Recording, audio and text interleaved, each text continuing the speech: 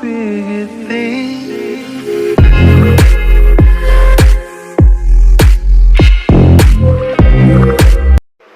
মই এই বাক্য পঢ়িম।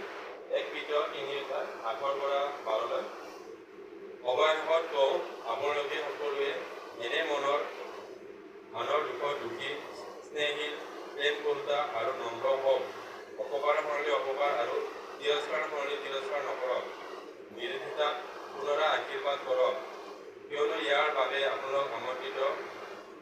আপোনালোকৰ ক্ষমতাপূৰ্ণ আশীৰ্বাদ উত্তৰাধিকাৰ হোৱাৰো, কিয়নো আশীৰ্বাদ আৰু অধিকাৰী হ'বৰ কাৰণে আপোনালোক আমন্ত্ৰিত হ'ল।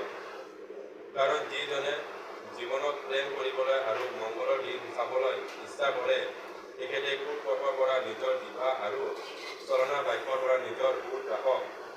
কুপথৰ পৰা দূৰক আৰু ভাল কৰ্ম কৰক, শান্তি বিচাৰক আৰু তাতে লাগি থাকক।